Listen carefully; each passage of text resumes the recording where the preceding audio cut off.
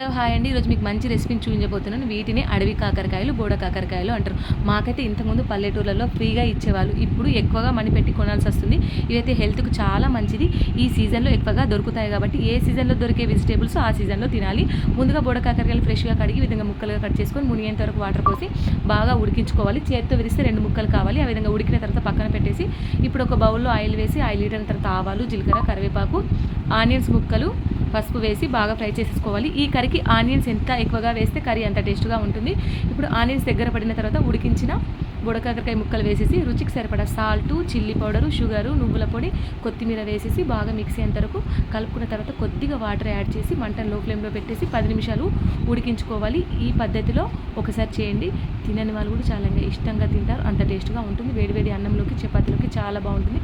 ఎంతో టేస్టీగా బోడ కాకరకాయ కర్రీ రెడీ. వీడియో నచ్చితే ప్లీజ్ సబ్స్క్రైబ్. Bye bye.